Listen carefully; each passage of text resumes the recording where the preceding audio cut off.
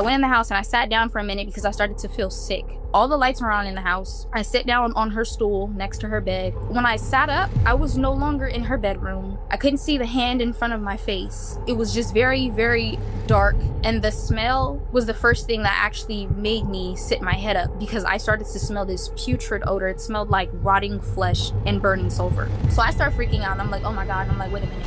Did I just die?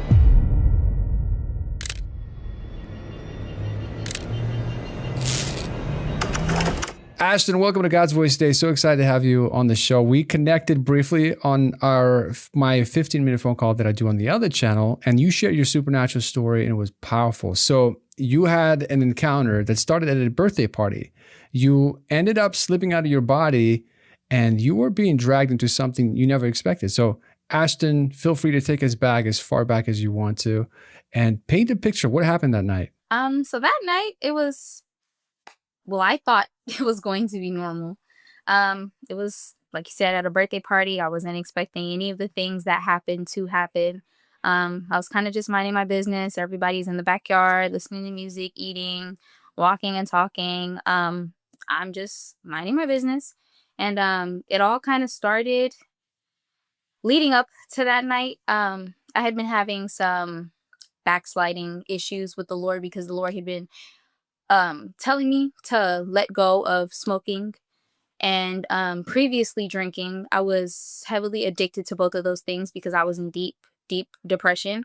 I was in a really toxic relationship and went through a bad breakup because of that. So I was kind of like just drowning myself into anything that would keep me distracted from that.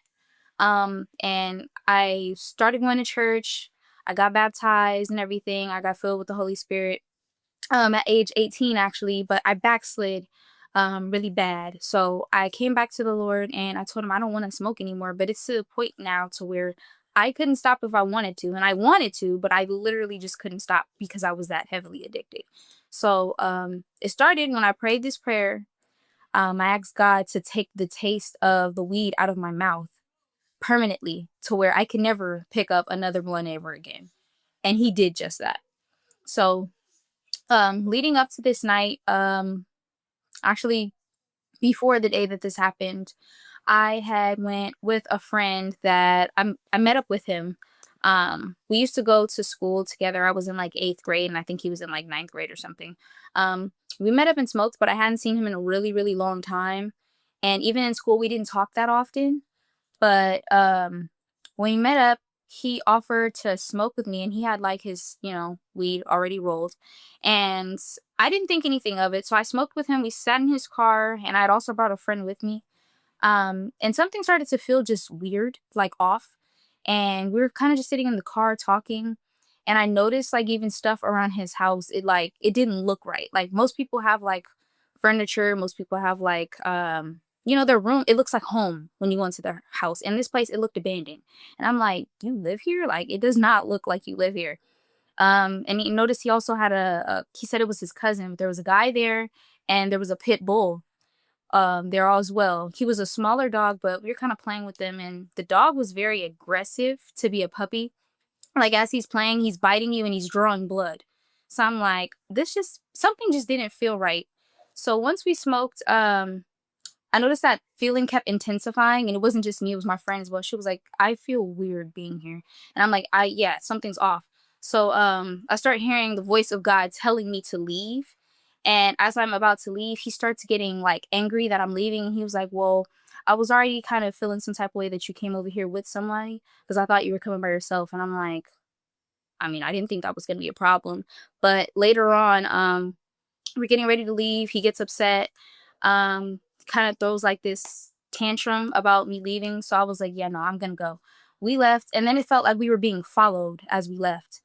We kept seeing the same car behind us, and this was all the way up until we got back to my aunt's house. And then while we're in the car, I started to feel this like overwhelming like sense of fear. And when I went into her bathroom, it was like I was having a panic attack. I didn't really know what was happening to me, but I just felt fear. I've never felt so afraid in my life. And around this time, I was standing in the bathroom. I remember I was looking in the mirror at myself over the sink, and I started to get this hot sensation basically the same thing that happened at the birthday party happened to me, but it was like a very quick glimpse of what happened to me at the birthday party. It was like I was there in the bathroom and then I wasn't there in the bathroom. Um, it's really dark in there. Couldn't see the hand in front of my face again, but I just feel heat. It was blazing heat I've never felt before. And I have been in 105-degree weather and it was so hot. And I started to scream because I'm like, it's burning up hot. And then I start hearing beating on the door, but I can't see the door because I'm just in this dark place. But eventually I was pulled back into my body, but I didn't even know at the time I was pulled out of my body during this time. So as I'm screaming, my aunt's beating on the door and she's like, what's wrong with you? Like, you're in there screaming your head off. And I'm just screaming, I'm crying because I'm not understanding what's going on. And I'm like, okay, I don't know if this is the weed, like what is going on? And my friend, she's kind of like just paranoid, also feeling fear, but she didn't have the same reaction I did. So that was the first night that he was trying to get my attention to let it go. And I didn't realize that at the time. So fast forward to the birthday party. We're in the backyard. We're talking and mingling, and my head had been hurting for about 3 days prior to this. I had an ongoing migraine that didn't go away. So I took all types of pain pills, Tylenol, whatever you could think of to make it go away and it wouldn't stop. So my neighbor, I grew up with him. We met when we were 11. He lived down the street from my aunt's house, and just for my sake, we're going to call him David. David, he told me that he had half a blunt rolled up at the house, and he was like, oh, well, it'll help your headache go away. So we walk back to his house. He grabs it. We come back to the birthday party, and we light it in the backyard. And my mom was kind of there, and she didn't really know that I smoked as much as I did. Like, she kind of would, like, walk past me and smell on me, like, why do you smell like that? I'm like, oh, I don't know. You know, I was lying about it. But we went behind the little birthday party tent. I hit the blunt at least 3 times. So it wasn't even nothing too crazy. But after that, I'm out there still minding my business. Everything's fine. I don't even feel really high at this point because I didn't hit the blunt too much. So he comes back, and right before I'm about to go in the house, he's like, hey, try this. And I'm like, what is it? And he was like, just try it. Does it taste fruity to you? So I drink whatever is in the cup. And I'm like, yeah, it does taste fruity, but what is it? And he was like, try it again. So I sipped it again. I'm like, what is this? Like, why does it taste like that? Like, it just tastes like a very fruity, like syrupy lemonade type drink. I don't know. But I was like, yeah, okay, whatever. Didn't pay any attention. I go in the house, and I went in the house and I sat down for a minute because I started to feel sick. My stomach, it started to feel like it was literally spinning, my head spinning. And I'm like, okay, I think I'm going to have to throw up. Go to the bathroom. I call Earl a few times. I go into my aunt's room. All the lights are on in the house. I sit down on her stool next to her bed. And as I sit down, I started to hear laughter because I put my head on my knees, and it was regular at first, but then I noticed it was like a demonic tone, and then it got worse and worse, and it was like it sounded further away, but then it started to get closer. So when I sat up, I was no longer in her bedroom. I couldn't see the hand in front of my face, and it was just very, very dark, and the smell was the first thing that actually made me sit my head up because I started to smell this putrid odor. It smelled like rotting flesh and burning sulfur. And it was so awful. I'm a CNA, so I have smelled all types of smells, but this was an awful smell. And I'm looking around and I'm kind of standing still because I can't see anything. So I'm like, where am I? And as I'm talking, it's almost as if like I can hear voices, but telepathically. And there goes the laughter again. And it's like this snickering laughter. I'm hearing all types of stuff, just demonic laughter. So I start freaking out. And I'm like, oh my God. And I'm like, wait a minute. Did I just die? Before we get back to the episode, if you're enjoying this interview, can you take a second to subscribe? It really helps us reach more people with these powerful stories. Thank you in advance. Now let's get back to the interview. And it was like, I don't even feel like I'm in my body. Like I have a body, but it's not my human body, if that makes sense. But I just started to feel like this overwhelming sense of fear once again. And it came over me. And this fear was alive. The darkness that I was in, it was alive. I could feel the presence of demonic entities, demons around me, and I could feel that they literally wanted to rip me apart. But it was like I was being protected while I was there. So I'm crying and screaming because I'm like, I now have the realization that I have died. I'm not in my body. And I'm like, oh my God, like, God, did I just die? And I'm like, oh God, like, why am I here? And I'm screaming, I'm crying. And I'm like, this is not happening to me. This is not happening to me. I'm in denial.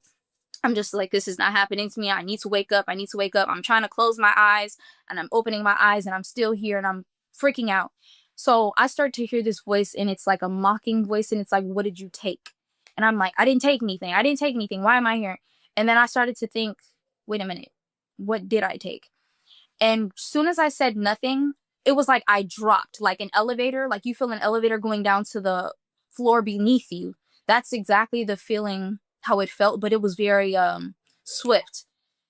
And I just felt the fear growing and the darkness, it was like it was almost like it was breathing. While I'm there, I'm crying and I'm screaming, I'm crying and I'm screaming, and then I get pulled back into my body. And I'm now on my knees on the floor in my aunt's room. I guess I had lost consciousness when this happened because I was just standing right in front of the stool and now I'm over here out of it. I'm on the floor and I'm crying. Diego comes back in the room and he's like, are you okay? And I'm like, no, I'm not okay. What did you give me? And I'm crying and I'm like, what the heck? Like, what just happened to me?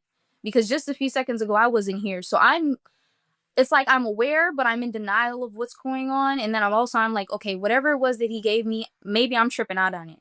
Like, that didn't just happen. So he's like, yeah, he was like, are you crying? And I'm like, yeah, like tears are streaming down my face. And I'm like, what did you give me? What did you give me? And he kind of just like goes out the house and I'm just in there by myself and I'm pulled back out of my body. And now I'm standing in this line of, it was people before me and people behind me. And I'm standing in this line and I can't speak to anyone. There was no communication in hell whatsoever. None. Um, I'm just standing there and it's people by the thousands, probably by the millions in front of me.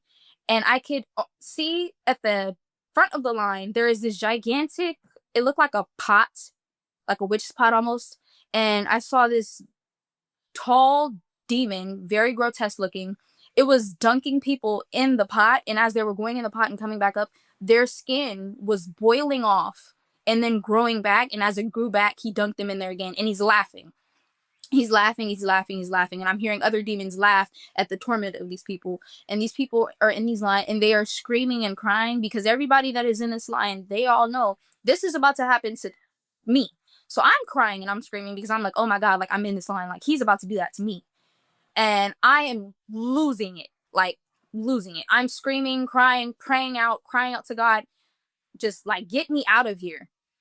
And I come back into my body and now I'm flat on my back on the floor, screaming and kicking. And my aunt, my sister, another neighbor, and a cousin is standing over me. And they're like, Ashton, what's wrong with you? What's wrong with you? And they're like hitting me. They're like, get up, get up, get up, get off the floor. And my sister, she's kind of laughing because she was like, oh, well, I think she's playing or something. And my aunt's like, oh, yeah, she's playing. And I'm crying. And I'm like, where's my mom? I need my mom. And I'm like, oh, my God, I need my mom. They're like, what is wrong with her? Like, why is she acting like that? And they was like, yeah, I think she's playing. They had no idea what was going on with me. So I stumble out to the front and I had so much fear in me. I could literally feel my legs shaking while I was walking. And I am calling for my mom. And my mom comes up the driveway. She sees me. She's like, what's happening? And as I'm trying to explain to her what's happening, I'm telling her, Diego gave me something. He gave me something. And when I say that, she's like, what did he give you? And I'm like, I don't know. He told me to drink this drink. I drank it. And as I'm explaining to her what happened, I'm pulled out of my body again. So, I'm back in this hellish pit, and it was just pits of people being tortured, and they were pulling each other down. They were trying to crawl out of them, but it was like so many people like pulling on each other. It's like you can't get out, and they're so deep, but they're filled with so many people. It's dark. It smells awful. It's hot. And all you hear is screaming and gnashing of teeth. Like, if you've ever been to a concert and you hear people excited to see their favorite artist, and I'm talking about almost like a million people screaming, can you imagine people not screaming in excitement, but screaming in terror and in fear? You will never get that sound out of your head. It is the most horrifying sound you can ever hear. And when they say that there's gnashing of teeth, it's literally people gritting their teeth because of the pain that they're in, and you can hear it. Like, it's by the millions of people. And it is the worst feeling that you could ever feel. It was horrible. And it takes me back to even talk about it because I remember the feeling, the overwhelming sense of fear. There's no fear here on earth that could amount to the amount of fear. You felt it in every single atom of your body, every fiber of your being. So as this is going on, I'm pulled back out of my body. My mom, she's shaking me, Ashton, wake up, wake up. She walks me down to the house, to his house, and she tells David's mom to come outside, and she wanted to talk to him. We go in the house, and she's like, what happened? She's like, well, David gave her something. I don't know what it is, but I wanted to ask him what it was. And I'm crying and screaming, crying and screaming. And as she's walking me down the street, as they're talking to me, I'm just praying the whole entire time out loud, but I'm praying, crying, and screaming at the same time for God to get me out of this place, because I keep getting pulled back there. And now that I know, it was like my soul leaving my body, and I was fighting for it to stay there. To stay in my body, that is. So he comes out the room and he's crying, and I'm like, in my head, I'm like, he's like, I didn't give her anything. And I'm like, if you didn't give me anything, why are you crying? Like, there's no reason for you to be crying. Like, I'm the one literally being pulled out of my body here. So he's like, I didn't give her anything, I didn't do anything. And he goes back in the room, and his mom follows him into the room trying to figure it out. And while I'm standing in there, I feel me about to get snatched out of my body again. It's like, now it's happened to me a few times during this occurrence of me basically being at my aunt's house, walking to his house. I can feel me when it's about to happen. So I'm like, oh God, here it goes again. Pull back out of my body. And right before his sister, she puts me on the floor because I'm like losing it still. And when she lays me on the floor, I don't want to be on the ground, because while I'm on the ground, it feels, hell feels closer to me, like it's beneath me. So I didn't want to be on the ground. And before I'm pulled out of my body, I feel this, it's like an exploding feeling in my brain. I could feel it. It almost felt like an aneurysm. And it felt like something in my brain literally exploded. And it hurt so bad. It was a horrible splintering sensation right in the middle of my head. And I started to feel my body about to seize. Never had a history of seizures, but I can feel that I'm about to seize. So I'm telling her, and she grabs a pillow, she puts it on the back of my head, and I started to literally hit my head on the back of the floor uncontrollably, pulled back out of my body again. So as I'm pulled back out of my body again, I am now standing in this, it wasn't a room, but it was like a room, but it was so white. I mean, the sun, the light from the sun, it's like bright, but it was nowhere near as bright as this. And it was almost like there was a chair there, but it was God sitting in his throne, but I couldn't see his face or anything, but I knew what it was. Also, when you are experiencing hell and even heaven, you know what's going on. You start to gain a type of consciousness that you didn't have in your earthly body. Like, certain things don't even have to be explained to you or told to you, but you just know what's going on. You just gain a type of wisdom and knowledge about everything that's going on. So I now know that I'm standing before the Lord, and I'm in the room of judgment right now. So I hear, what did you take? And I'm like, oh God. And I'm like, I did take something. I smoked and I drank that stuff, but before I could even say it out loud, I didn't. I said I didn't take anything, so I lied. And I now hear Satan accusing me. He starts bringing up every single sin that I had not repented for. Basically telling God that is the reason why I should go to hell, why I deserve to go to hell. And he's telling him, oh, she did this. She was in sexual immorality. She drank, she smoked, and she said she wasn't going to do it again. And all this other stuff. It was a bunch of stuff that he brought up. And he's basically like telling him, like, no, she deserves to go to hell. So right before I I go back to hell. I'm standing there and I'm pleading for God, like, please don't let me go. Please don't let me die. Don't let me die. And I start calling out, Jesus, save me. Jesus, save me. I am calling for Jesus. I am calling for Jesus. I am screaming for Jesus. I am crying. And I'm pulled back in my body. And his mom comes out of the room, and she gave me a piece of ginger. I don't know what she did that for, but because of the sensation, if you've ever eaten a piece of ginger, how hot it is, mind you, I just was in a place that was very, very hot. So I'm like, I didn't know. It was burning my mouth, didn't want it. So I spit it out and I started crying.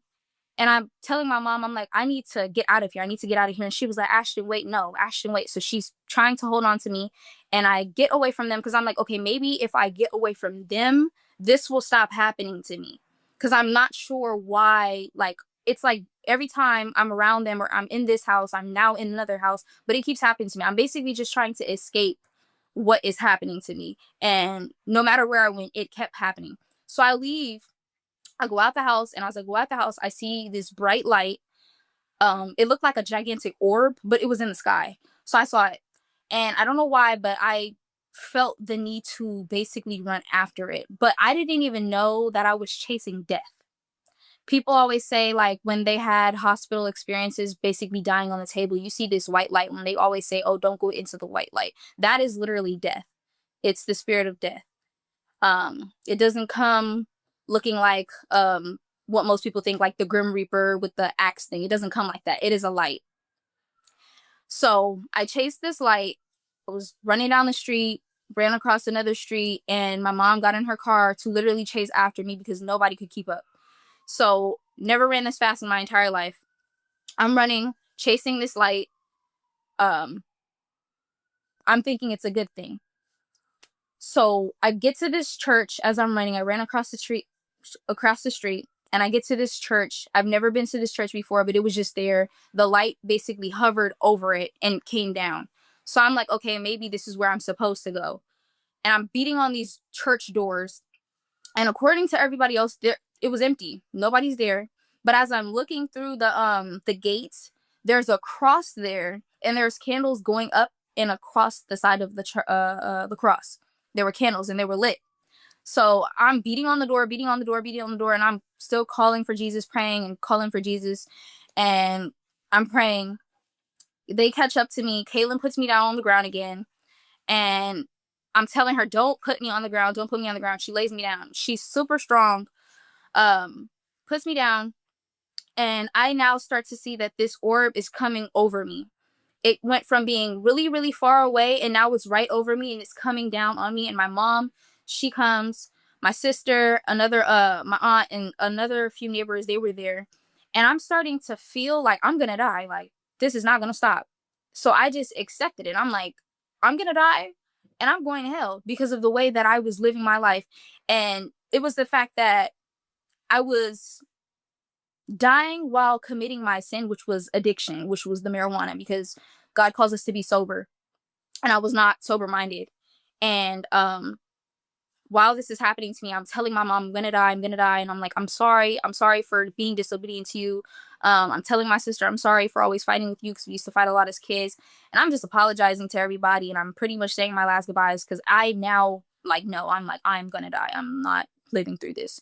So I started to literally feel my soul detach from my body. I could feel it. And I'm telling my mom, I love you, I love you. And they all start crying because they now realize I'm not kidding. Like, this isn't a joke. I'm not playing around. Like, I'm literally dying. And they had called the paramedics. Right when the paramedics get there, my mom, she gets in my face and she puts her hand on me and she says, I bind the spirit of death. And when she said that, the light literally stopped and it disappeared. It didn't go here, go there. It literally just disappeared. And everything kind of stopped. But leading up to this, I actually just left out a detail. I just realized that before they got to me, while I was beating on this gate, when I was pulled out of my body again, I saw it was these two hellhounds. They look like very large dogs that had been set on fire. Like, they were charred. The fur was hardly any, but it was like burnt to the skin. And they were just really grotesque looking. Like, they looked like they were rotting. They had glowing red eyes, and one of them grabbed my ankle and it bit down and it was pulling me and it's pulling me. And that's when my mom had got there. I'm telling her, get the dog off of me, get it off of me. I'm screaming, telling her to get it off of me. She's like, I don't see any dog. I don't see any dog, but it's pulling me. And she's like, I don't see anything. So she's grabbing me because this thing is pulling me. And that's when I kind of went back into I don't even know what to call it. I'm just going to say like the hell realm. Um, I'm now laying on my back.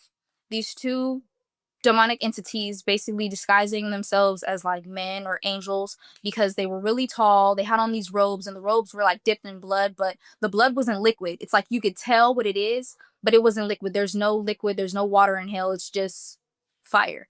And there is life in blood, so there was no like it wasn't watery like blood is in your veins. So they were trying to nail me to this cross and they were laughing because I knew who Jesus was, but I was not living for him. So it's like, as a Christian, a lukewarm Christian, if you die and go to hell, they mock you because it's like you had the opportunity to live right before Christ, but you didn't. You knew who he was, but you didn't. So they mock you and they will crucify you on a cross as a form of torment. And they had these nails about this long and they were barbed nails, like basically other nails coming out the side of the nails. And they pulled my arm back. And right when they pulled my arm back, getting ready to hit me with this hammer thing, they were going to nail my hand to this wood. And right before that happened, that's when I was pulled back into my body. And then that's when they grabbed me and put me down on the floor. So, while this is going on, after she binds the spirit of death, the paramedics get there and everything kind of like slowly starts to stop a little bit. I still can feel that fear feeling lingering, but it started to like slowly go away. But at this point, I'm literally in shock about what's going on and I can hear my heartbeat. It was beating so loud, you could literally hear it outside of my chest. And my pupils were dilated, meaning they were really, really big. The paramedics, they came and they're shining light in my eyes and they're trying to see if they needed to strap an AED on me to basically shock me because they could tell I'm about to go into cardiac arrest. So they start pulling out these machine things. They're strapping them onto my chest. They're putting me in the stretcher. They're asking me questions and they're asking my mom questions. But at this point, because I'm in shock, I'm not responding. But then I hear the voice of the Lord say, don't say anything. I need to show you something. So they put me in the ambulance and I'm just sitting there not saying anything. And I'm scared out of my mind because I'm still trying to figure out what just happened to me. And I'm like, I'm aware, but at the same time, it's like now I don't even know. I feel out of my mind at this point. I literally feel crazy. And I'm like, okay. He shows me this vision and I'm standing over my own body and I'm laying in a casket. And my mom, I seen other family members, my sister, and they're standing right next to the casket and they're crying and weeping over me. And God literally showed me, he allowed me to live because that was where I was supposed to be. But he allowed me to live to tell other people what I saw and how real hell is. But he literally showed me my funeral. I was supposed to die that night, but he allowed me not to. And he told me to tell everyone what I saw, whether they believe me or whether they don't. And that is what I'm just supposed to do. And it took me a long time to actually do that because I was scared. I was literally scared. And it was to the point to where it's like when something happens to you so traumatic like that, I developed PTSD and I was still wondering like, did I trip out? Like this, it didn't feel real. And I couldn't fathom the feeling that I felt for God to say, I could have taken my hand off of your life. I could have took the breath out of your body, but I chose not to because I wanted you to tell other people what you just saw. So because of that, I did what he said and I obeyed God, but it took me a long time to, and he had been constantly urging me to tell people, and he never let me forget that. He never let me forget that night as much as I tried to forget it because it was so traumatic. It gave me nightmares, kept me up at night. There were several times I woke up out of my bed screaming out of my sleep, and my mom would have to come in my room and ask me, am I okay? Because I would literally see it when I would go to sleep at night. But back to when they got me in the ambulance, they rushed me to the hospital and they started pumping fluids in me because basically what happened in that drink that he gave me, it was codeine, and I'm allergic to codeine. I never had it before, so I didn't know. And because of the allergic reaction, it was literally killing me.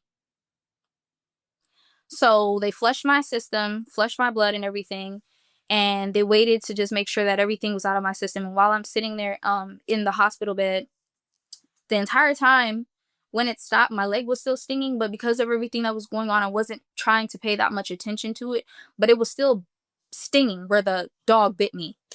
And I told my mom that my leg was still stinging, and she was like, I didn't see any dog. I didn't see anything bite you. She pulls my sock off, pulls my pant leg up, and she looks at the back of my ankle. And when she looks at my ankle, her face, it was just this look of shock and horror on her face because there was a bite mark on the back of my ankle. It looked like 2 fang marks, but it also looked like a burn, like it was burned into me. It wasn't just like a bite mark. When it bit me, it felt like somebody took hot coals off of a barbecue grill and burned me. It didn't just feel like a bite, it was a burning sensation.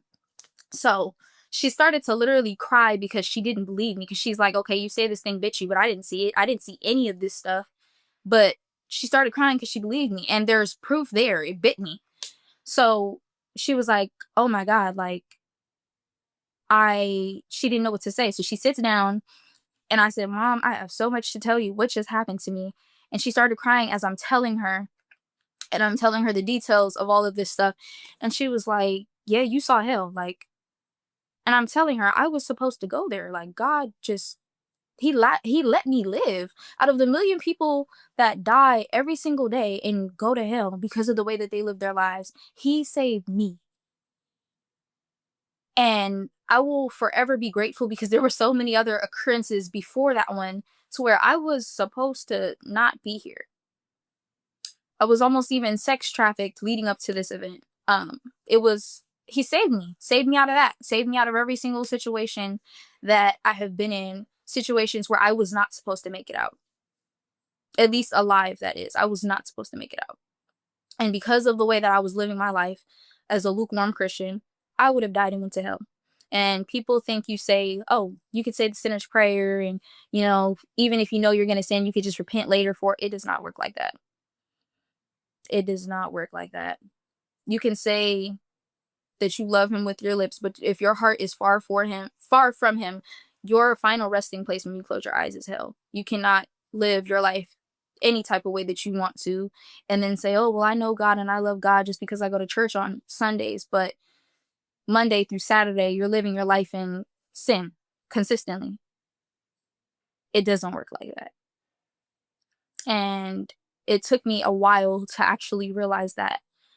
After that happened to me, I literally didn't leave my house up until 2 to 3 weeks. Anytime my mom's like, oh, come with me to the grocery store, I'm not going anywhere. I was scared out of my mind to go anywhere, to even eat anything, to drink anything. All I wanted to do was sit on my bed and read my Bible because I was horrified. And people think that when you tell them about hell, you're fear-mongering, and it's not to fear-monger, but that is something that you should be afraid of. You should be afraid of being tormented and burning for eternity. This life is very short. Eternity is forever, and this is a torment that will go on non-stop. Like, it will never stop, ever. Do you really want to live your life like that? It's not worth it. It's not worth it. And just walking before Christ, it's not an easy thing. But God never said it would be easy, but you literally have to die to yourself every single day. Because it's serious. It's way more serious. It's not a game. People play around with it, but it is not a game. And the Lord is literally pouring out his spirit on many and showing people. I've had many dreams of even like judgment that's coming upon this world because of the way that people live. And it's not a joke. And he does not wish for anyone to perish. But it's like, if you go your entire life rejecting God and then you expect to spend eternity with him, it doesn't make any sense. That's like if you go to someone's house and you say, okay, well, I think you should let me in because I'm a good person. They're not going to let you in because they don't know you. It's the same with It's the same thing with God. He has no relationship with you. If he has no relationship with you, he's going to say, depart from me, for I never knew you. You will not inherit the kingdom of heaven walking in unrepentant sin and living and thinking, oh, well, I'll just repent for it later, and just thinking it's okay. You're not. That is a lie. That is a lie from the pit of hell. That is a deception from the enemy. You cannot live your life like that. And it took me a long time to realize that, but over time he revealed things to me slowly and surely. And when something like that happens to you, it's like you start to move differently. You judge yourself before you can even judge anybody else. It's like, well, look at where I almost end up. And the coldest part about it, when you are sent to hell or when you're in hell, even though you don't want to go, you know that you deserve to be there. I knew I deserved to be there, but he had mercy on me. Mercy I didn't even deserve. And that is something that I will never forget. If you like this podcast, then you're going to love this. So every day I get about 6 phone calls from people all over the world sharing powerful supernatural stories. Unfortunately, not all of them make it on the main show. Sometimes because they're just not a good fit or they don't have enough details for a full interview. But these stories still need to be heard. And that's why I started a brand new show called God's Voice Daily. And starting June 7th, 2025, I'll be sharing one of these phone calls every single day. It's a huge commitment, but I'm willing to do it because these stories have deeply impacted my life. And I know they'll impact yours too. Subscribe now at God's Voice Daily Show on YouTube or go to godsvoicedaily.com. And now let's get back to the show. Ashton, something that I remember on the first call, I think you mentioned on the first call, while you were in that ambulance, there were paramedics, and I think one of them was Gabriel, right? Yes. I knew I was leaving out some type of detail. There was so much that happened. Yes. So when the paramedics arrived, the thing that was really weird about them is that I knew I was seeing it, but my mom seen it too. And she looks at me and she's like, do they look weird to you? They had a heavenly glow. I've never seen people look like that. You see people every day, all over, in the store, on the streets. I have never seen people almost have a iridescent like glow. Like, it was weird, but it wasn't something that was just physical. It was spiritual. You could just feel it and you could see it. And I'm looking at her and she's looking at me, and I'm not saying anything, but she's saying what I'm thinking. I'm like, are those? And it was all 3 of them. All 3 men looked like this. It was 2 paramedic trucks that had came. When they came, it was those 3, and then it was another paramedic truck that had got there with a fire truck. And he's like, hey, we got it. The other paramedics walk off, but these 3 that stayed, they were angels. God revealed it to me later. They were angels. But when I saw him, it was such a overwhelming sense of peace that had came over me when he was with me. I literally asked him, are you God? And he chuckled and he said, no, I'm Gabriel. Now, if that doesn't tell you what that was, it's like, I don't know what can. He literally said, no, I'm Gabriel. Wow. And my mom, she looked at me with this look on her face, and her mouth was gaping open. She couldn't believe what she was saying. And she said, it was something about them. And I was like, it was heavenly? She was like, yes. Those were not regular men. I don't care what nobody says. Nobody will ever convince me otherwise. Those were angels. And the Lord sent those angels to protect me. The moment they got there, everything stopped. Everything that felt demonic in the atmosphere, it stopped. It went away completely. And I was literally overwhelmed with a sense of peace that I had never felt in my entire life. I've never felt so safe. They brought a piece of heaven with them, right? Definitely. Ashton, how long ago did this happen? This happened November 22nd, 2020. Wow, during the crazy year, the COVID year, right? Yes. Yes, a lot happened that year. It's interesting you were talking about a line of people lined up in hell. I couldn't help but think of DMV. I'm like, I knew that thing was from hell. Somebody from hell invented DMV. No, seriously. Yeah, it's never a good experience. But wow, but a line, can you imagine being in that? Well, you can. You were in that line. I was in that line. Knowing that you're in line to be tortured. Yes. And I'm sure they feel the pain, right? Even though it grows back. Your skin literally regenerates. Okay, in hell and even in heaven you have, it's like you have a body, but all of your senses are heightened. So everything that you feel here on earth, you get a paper cut, you stub your toe. It's like all of your emotions, you feel that times a million. Everything is enhanced. So everybody takes a shower, I assume, but when you go in the bathroom and you turn the water on and it's too hot and you jump out, or even when the cold water kind of hits your back and you flinch, you can't get away from the hellfire. You can't even stand in the shower with it being that hot. So can you imagine being dipped in brimstone and your skin boiling off by the layer, the muscle peeling off of you just for it to regenerate, grow back, and then it happened to you again and again and again? Like another thing that I even saw down there was people, if you've ever been in a butcher shop, the way that they hang the pigs, or even beef, it was people that had butcher hooks in the back of their ankles and they were hung upside down, and their skin, there were demons literally clawing their skin off, pulling it off by the layer, and they're laughing. And the people are just screaming, just screaming, just screaming. And the screams were so agonizing, it literally makes you gnash your teeth. To be in that much forever. Literally grit your teeth. Forever. It will never stop. There are so many different levels of torment in hell. People think that hell is just like, okay, you're all just burning. No, that's the lake of fire. Hell is hot. Don't get me wrong. It's very hot. But while you're in hell now, before God cast hell basically into the lake of fire, it's basically like, it's torment. It's tormenting. The mental torment alone, that by itself, can you imagine losing your mind but never getting it back? You're losing your mind over and over again. The feeling of actually losing your mind. You get every memory played while you were here on earth. Every time somebody told you about Jesus, the one person that walked up to you in the store and offered to pray for you and asked you, did you know Jesus and would you like to accept him as your Lord and Savior? Every single time that has happened to a person, that replays in your head.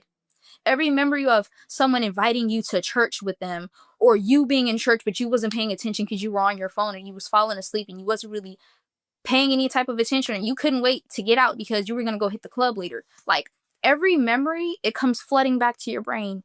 Just the fact that you will never be able to see your loved ones ever again. And it's like, when they go to heaven, they won't remember you if you're in hell. That memory is wiped. They will not remember you. But those memories alone, they're so tormenting and so painful. The mental torment of that. You're literally going crazy forever. Forever. And that's not even the physical torment that you have to endure. Like it was so much stuff that I briefly seen down there. Like if you were living in sexual immorality like I was, not to be vulgar, but you will be raped by demons. Can you imagine different sized demons raping you? Small, big, huge, 13 foot, 9 feet. Like they're tormenting you. Every orifice that you have on your body is basically... Can you imagine that happening to you? Like, and this world is already as wicked as it is, but to think that it can get more wicked than that, it changes you. It changes you who you are as a person. I was never the same again. I was never the same again. I couldn't be if I wanted to. The person I was before that happened to me, I couldn't be that person if I wanted to. It was the most traumatizing thing that has ever happened to me. And I had a lot of stuff that happened to me. Ashton, did you ever second guess that experience? You know, as time goes Many on. times. So sometimes you do question, like, did it really happen? Yes, all the time. If anything, within the first week, all I did was stay in denial about it. I'm like, that didn't happen to me. But then every time I turn around, I would get in my bed and I would look at the mark on my ankle and I'm like, yeah, it did. But did it? Was it the weed? Was it what was it? Was it what he gave me? Maybe it was that. Maybe it was that. I was thinking that for a long time, and I kept getting confirmation it was not that. It was to the point there where it happened so much. I was like, okay, maybe I'm actually crazy. Like, maybe what if I like hallucinated, like all of that? Like, what if that never happened? What if that place, like, I'm trying to come up with every possible scenario for it to make sense to me, just so I wouldn't have to be afraid. And I kept getting confirmation. No, I didn't make it up. I didn't hallucinate it. I went on YouTube and I found all types of different videos of other hell testimonies, and I had no knowledge that this has happened to other people. Like, I was convinced that I was crazy. So when I watched their testimonies, I'm like, you saw what I saw. Like, okay. And then I watched another one. I'm like, I saw that too. I experienced that. And when they described the overall atmosphere, the spirit of hell, when they described that, I'm like, okay, I'm not crazy. I'm not crazy. It was very reassuring. But What about the judgment room when you were there and Satan accusing you? Looked like he was winning, right? Looked like oh, he you were was being winning. condemned to hell. I was guilty. I was found guilty because we literally get our court system and our military from hell. Like, people think that hell is, because hell is hell, do you think that it's disorganized? It's very organized. It is more organized than you could ever imagine. Every single sin that you commit, there is a level of torment for that. And when I say levels of torments, there are different levels of hell descending further and deeper. So you have, if you were a liar, if you were an adulterer, if you were sexual immorality, if you were a murderer, if you were a rapist, if you were a pedophile, it just goes from there. Different levels. But when I was standing in that room, standing before God, the first thing I did was drop before my knees, because if you've ever, we all have been children and we all have gotten in trouble with our parents. Have you ever had your parents scold you, or you knew you did something so bad that your parents were about to get mad at you? And that feeling of, oh my God, like I'm in trouble. It was like that times a million. Like, I felt so disgusted. I felt so little compared to this mighty God that I was standing in front of. And when they say every knee shall bow, you have no other choice. You have no other choice. Like, there are so many people that say, oh, I'll never bow to God. And it's like, you better watch your words. Who was asking you, what did you take? Well, first it was Satan, but then eventually God did ask me.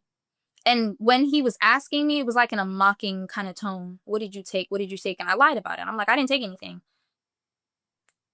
I lied twice. And the 2 times that I lied, I was dropped into a deeper level of hell for every time that I lied. Why were you asked that? Honestly,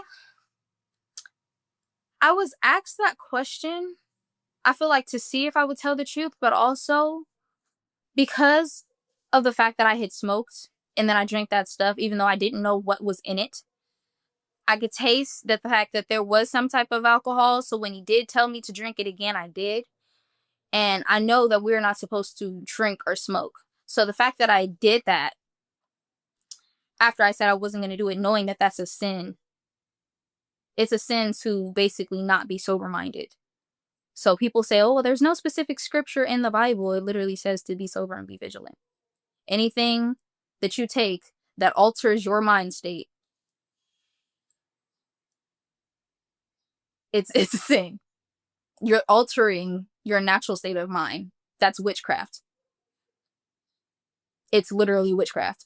Speaking of addictions, after this experience, can't imagine you going back to drinking, smoking, all of that stuff. I tried to smoke one more time after that. And also, when this happened to me, I didn't come back, I don't want to use the word normal, but I guess I can say normal. You know that while I was dealing with all of this, I was like in that new age spirituality stuff, doing the yoga, the chakras, all that. My third eye was opened. So it was to the point to where when I would close my eyes, I could see with the eye that was not these two. So I could see demonic spirits. And I could feel when they were in the room with me. I could feel that when they were in a person. And I can see them. And actually, God blessed me with that gift, discerning of spirits. to where you can look at a person and you can see what type of spirit is on them. That, it never left. I asked God to take it away from me, and it was like he toned it down, but he never took it away completely, because it was to the point to where, can you imagine going to sleep at night? And I'm pretty sure a lot of people have experienced sleep paralysis. I would see stuff in my room or just in the house, anywhere where I would fall asleep. I would see these demonic beings standing over me, tormenting me, just kind of around the house. And when you open your third eye in the spiritual realm, when you can see it, it's a literal eye. It's a literal eye. When I saw it for the first time, it freaked me out. And I asked God, I'm like, whatever I did to get this thing, take it back. To walk around and see demons with your naked eye, it's not a pleasurable thing. Yeah, I would never want to see them. No. I get an idea. They look hideous. I want to see angels. They're pretty scary too. Yeah, you know what? Honestly, there's just this idea of seeing something outside of this world. Right. Yeah, it doesn't appeal to me. I kind of like just seeing people. Definitely. But another thing you said, lukewarm Christians are being mocked and crucified. Like I heard people say crucified upside down on the cross. Man, it doesn't benefit you being lukewarm. No, it doesn't. Because that's why the Bible says that rather you be hot or cold, but don't be or I'll spit you out of your mouth. Yep. And then it's like, when you said it doesn't benefit anyone, it doesn't. You can probably fool everybody else, but you can't fool God. You can't fool God. You may think that you're getting away with a lot of the stuff that you do, the front that you put on, but you can't fool God. He sees all. He knows all. He knows your heart. He knows your heart better than you do. And there's no peace being lukewarm because you're not fully committed. It's kind of like, you know, when you have an important decision to make and you haven't made that decision, you have that torment, that weight on your shoulders. But once you make that important decision, it's like you feel lighter again. You feel like this weight was lifted off of you. And that's kind of how I look at being lukewarm. It's like both sides have something against you. You're like 1 foot here, 1 foot there. And it's so much better just to make a decision, commit. And obviously it's better to make the right decision. Right. But being in the middle, man, that's not a good place to be. No. I saw this Instagram story about basically this guy. He was standing in this field, and in the middle of this field there was a fence there, and on one side is Satan and on the other side is God, and Satan's telling him, oh, well, I'll give you all of these riches and I'll give you everything that your heart desires, just basically come with me. But I guess he said something about you have to give me your soul or something. And then God on this side, he said, you won't get any of those things, but you'll have eternal life or something. And the guy, he was like, okay, well, he was thinking about it, and he goes and sits on the fence. And a couple seconds later, he blacks out and everything's black. Everything is pitch black. And then Satan comes standing before him, smiling and laughing. He says, wait, I didn't choose. I just sat on the fence. And the devil told him the fence is mine. It's literally like that. Yeah, because why would God want somebody who's not fully committed? Just like, you know, when you've married, why would you want to marry somebody who's not all in? Or the fact that you have to second guess and really think, like, is that something that the moment you do that, it's like, you got to check yourself. Yeah, nobody wants somebody who's not all in. You want somebody who's all in. Right. No plan B, burning the bridges. No. And somebody who's just all in. God has feelings too, and he's a jealous God. I'm curious about that gentleman that gave you the drink. Did you share that experience with him? Honestly, it's like we've seen each other afterwards. It was a long time before I did see him, and it took me a long time to actually forgive him for that, but I did eventually. I forgave him for it. And eventually he ended up needing me. I never directly told him about that because we didn't stay in contact enough to. So when it's like I would see him, it was like a high and by thing, other than the two things that happened to him that were life and death threatening. But I have never really sat down and actually told him what him doing did to me. Well, Ashton, in closing, everyone watching who's still on the fence right now, what would you tell that person? Get off the fence. I would tell them, hell is not a place that you want to go. I promise you it's not. We're not even supposed to swear, but I swear on my life, it is not anywhere that you want to be. Even though we all technically deserve to go there. But by the grace of God, and because of Jesus sending his son to die for us, he took the keys, and that is paid for. So we have the opportunity to not go there. I would recommend not going there, because the messed up part about it is God doesn't send you to hell. You send yourself. You literally send yourself by rejecting him. Because hell is the separation of God. God is good. And that was There's nothing good there. That was the worst part about hell. It wasn't even the torment. Don't get me wrong. The torment was horrible, but to never feel the presence of God again. And that means all good things. Communication. You can never talk to anybody again. There's no communication in hell. Everything that is good, that is God. You will never feel those things again. Powerful, powerful. Great wake-up call. Well, Ashton, thank you so much for sharing your story, not once, but twice. I appreciate it. Thank you for watching. I have another video I want you to see. Up next, my friend Robin Cunningham left his body and he saw heaven, hell, and even Judgment Day. And guess what? It's closer than you think. That video should be coming up on the screen right now. If you don't see it on the screen, check the description below for the link. Until next time, have a great rest of the day, and I look forward to serving you and getting to know you more inside of our free private community over at family.godsvoicetoday.com. Talk soon. Bye-bye.